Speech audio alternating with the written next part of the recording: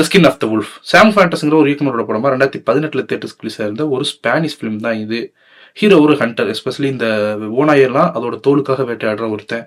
அவன் அவனோட கிராமத்துலேருந்து தூரமாக ஒரு காட்டுக்குள்ள இந்த வேட்டையாடுறதுக்கு ஏதுவான ஒரு இடத்துல தனியாக வாழ்ந்துட்டு இருப்பான். ஒரு வேட்டையாடி தனியாக வாழ்ற ஒருத்தன்றப்போ அவனோட லைஃப் எப்படி போயிட்டு இருக்குன்றது ஓரளவுக்கு உங்களால் கெஸ் பண்ண முடியும். தனிமையிலே வெறுமையிலையும் போயிட்டு இருக்க அவனோட வாழ்க்கையில ஒரு பர்பஸை கொண்டு வரதுக்கு ஒரு பொண்ணு ஒன்று தேவைப்படுது. அவனுக்கு ஒரு ஒய்ஃப் வேணும்னு தேட ஆரம்பிக்கிறான். அவன் ஆசைப்பட்ட மாதிரி, அவன் நினைச்ச மாதிரி அவனுக்கு ஒரு பொண்ணு கிடைச்சதா, அவனுக்கு ஒய்ஃப்னு ஒருத்தவங்க அமைஞ்சாங்களா இல்லையாங்கிறதா இந்த படத்துக்கான கதை. ரொம்ப சிம்பிளான ஒரு கதை. இதெல்லாம் ஒரு கதையான்ற மாதிரி சிலருக்கு தோணலாம் கேட்குறப்போ. பட் ஆடியன்ஸ் பலரையும் சைக்காலஜிக்கலாக டீல் பண்ணுற மாதிரியான ஒரு கதை இது. சொன்னது போல தனிமையில வெறுமையில வாழ்ந்துட்டு இருக்க ஒரு வேட்டையாடி, அவனோட வாழ்க்கையில என்னதான் சில விஷயங்கள் நல்லா போயிட்டு இருந்தா கூட அந்த வாழ்க்கைக்கான ஒரு பர்பஸ்னு ஒன்று இருக்கணும்ல. அது என்னங்கிற கேள்வி எழுறப்போ, அதை தேடுறப்போ அவனுக்கு ஒரு துணை ஒன்று தேவைப்படுது. அப்போ அவனுக்கான அந்த துணை அவனோட அவன் வாழ்றது மட்டும் டஃப் டெரெயின் இல்லை, அவனுமே ஒரு டஃப்பான பர்சன் தான். அவன் அது எல்லாத்தையும் சகிச்சுக்கிட்டு அவனோட வாழ்ற மாதிரியான ஒரு பெண் துணை அவனுக்கு கிடைச்சதா இல்லையாங்கிறது தான் அதை டீல் பண்ற ஒரு கதை தான் இது. இது ஒரு பீரியட் ட்ராமா. ஆனா எந்த காலகட்டம்ங்கிறது சரியா விவரிக்கப்பட்டிருக்காது. சொன்னது போல இது ஒரு ஸ்பானிஷ் பிலிம். இங்க மட்டும் இல்ல, அந்த மாதிரியான ஒரு கல்ச்சர்லயும் கூட பெண்களை எந்த மாதிரியான ஒரு விஷயமா அவங்க பார்த்துருக்காங்க, அந்த சமூகம் பெண்களை எந்த மாதிரியான நிலைமையில வச்சிருக்கு. கிட்டத்தட்ட 2 பெண்களை வந்து அவங்க அப்பா அந்த ஓனாயோட தோலுக்காகவும் அந்த காசுக்காகவும் ட்ரேட் ஆஃப் பண்ண மாதிரி தான் காட்சிகள்ங்கிறது அமைக்கப்பட்டிருக்கும். அப்படியான ஒரு நிலைமையில தான் அந்த மாதிரியான ஒரு கல்ச்சர்லையும் அந்த மாதிரியான சமூகத்திலையும் பெண் பார்க்கப்பட்டிருக்கா, பெண் இருந்திருக்காங்கிறத ஆணித்தனமா பேசுற ஒரு படம் இது. த்ரூ அவுட் த ஃபிலிமே ஹீரோ கேரக்டர் தான் ஸ்கிரீனை ஹோல்ட் பண்ணணும். ரொம்ப மினிமலிஸ்டிக்கான ஒரு ஃபிலிம் தான். ஹீரோ கேரக்டர் கூட அங்கங்க மொத்தமா ஒரு 3 கேரக்டர்ஸ் கொஞ்சம் கொஞ்சம் தூரத்துக்கு வருவாங்க, அவ்வளவுதான். பெர்ஃபார்மன்ஸ் எல்லாம் வந்து அந்த 4 முக்கியமான கேரக்டர்ஸ் இருக்கு இந்த படத்துல. அந்த 4 முக்கியமான கேரக்டர்ஸ்ல இருந்துமே அவ்வளோ ஒரு லைவ்லியான ஒரு பெர்ஃபார்மன்ஸை உங்களால பார்க்க முடியும். எஸ்பெஷலி ஹீரோ கேரக்டர் பண்ணியிருக்க அந்த மெரியோ கசஸ். ஆக்சுவலி எனக்கு பர்சனலா பல ஆங்கிள் பல ஃப்ரேம்ல எனக்கு டிகாப்ரியோ பார்க்குற ஒரு ஃபீல் தான் இருந்தது.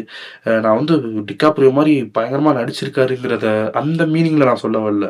லிட்ரலி ரிசம்பிளன்ஸ் வந்து அப்படியே டிகாப்ரியோ மாதிரியே இருக்கும். எஸ்பெஷலி ரெவனன்ட் படம் பார்த்துருந்தீங்கன்னா தெரிஞ்சிருக்கும். அந்த படம்லாம் பார்த்துட்டு இப்படி ஒரு படம் மாதிரி, அதாவது இந்த மாதிரி காட்டுக்குள்ள நடக்கிற ஒரு கதைன்னு வர்றப்போ கண்டிப்பாக ஜென்ரலாக எந்த ஒரு படத்தை எடுத்தாலும் அந்த படம் ஞாபகம் வரும். இதில் அது கூடவே ஹீரோவும் ஆல்மோஸ்ட் பல ஃப்ரேம்ஸில் அப்படி சிமிலராக இருக்காரு. மேபி எனக்கு மட்டும்தான் அப்படி தோணுதா இல்லை உங்களுக்கும் அப்படி தானாங்கிறத படத்தை பார்த்துட்டு சொல்லுங்கள். சொன்னது போல் பல இடங்களில் ரெவனன்ட் படத்தில் வர்ற, எஸ்பெஷலி ரெவனன்ட் படத்தில் வர்ற டிகாப்ரியோவை இந்த ஹீரோ ஞாபகப்படுத்திக்கிட்டே இருந்தார். அண்ட் பெர்ஃபார்மன்ஸ் ஒன்றும் சும்மாலாம் இல்லை. சொன்னது போல் ரொம்ப பிரமாதமான அவ்வளோ லைவ்லியான ஒரு பெர்ஃபார்மன்ஸ் இருந்தது. எல்லா கேரக்டர்ஸ்ட இருந்தும், எஸ்பெஷலி ஹீரோ கிட்ட இருந்தும். கிட்டத்தட்ட 2 மணி நேரம் ஓடுற அந்த படத்தில் டைலாக்ஸ் ரொம்பவே கம்மி தான். முழுக்க முழுக்க மியூசிக்காலே ஹோல்ட் பண்ணியிருக்காங்க. பலோமான் அருபியாங்கிற ஒருத்தர் தான் அந்த படத்துக்கான மியூசிக் பண்ணியிருக்காரு. சைலண்டான பல இடங்கள்ல சத்தமாக சில விஷயங்கள் நமக்கு தெரியப்படுத்துறதும், நாட் ஜஸ்ட் லவுடு, அதை சொல்ல வரல, மீனிங்ஃபுல்லான சில விஷயங்களை சத்தமான காட்சிகள் மூலியமாக கடத்துறதுக்கு உதவியாக இருந்ததும் அந்த மியூசிக் தான்.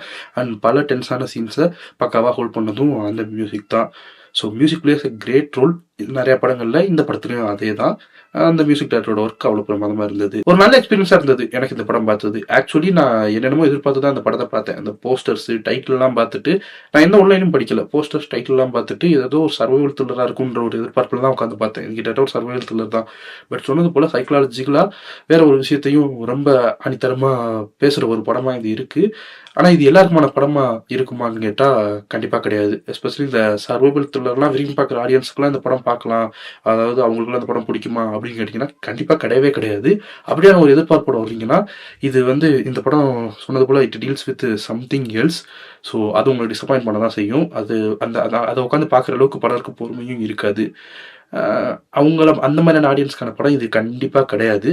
எனக்கு நான் படம் பார்த்ததுக்கு அப்புறம் தான் ரேட்டிங்லாம் கூட செக் பண்ணேன். ரொம்பவே கம்மியாக தான் இருந்தது ரேட்டிங். மேபி இது காரணமாக இருக்கலாம். பலரும் வந்து இது ஒரு சர்வைவல் த்ரில்லராக நினச்சி எதிர்பார்த்து போய் பார்த்து வேற என்னமோ படத்தில் இருந்து அதனால படம் பிடிக்காம போயிருந்திருக்கலாம். பட் மித்தபடி எனக்கு இந்த படம் ஆக்சுவலி ஜென்யூனான ஒரு படமாக தான் பட்டது. ஒரு நல்ல படமாக தான் எனக்கு பட்டது. அவங்க பேச வந்த விஷயத்த ரொம்ப சரியா ரொம்ப ஸ்ட்ராங்காகவே இந்த படத்தில் பேசியிருக்காங்க. ஐ கெஸ் எந்த ஒரு பெரிய கல்ச்சரல்ஸாக்கும் இல்லாமல் எல்லா மாதிரியான ஆடியன்ஸுக்கும் இந்த படம் ஈஸியாக கனெக்ட் ஆகும் நம்புகிறேன்.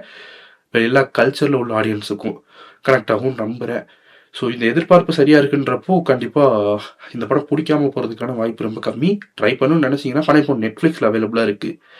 ட்ரை பண்ணுங்கள். பார்த்துட்டு வந்து இந்த படத்தோட தாட்ஸ் என்னங்கிறத மறக்காமல் கமெண்ட் செக்ஷனில் லீவ் பண்ணுங்கள். நாளைக்கு உங்களை அடுத்த வீடியோவில் சந்திக்கிறேன். பாய்.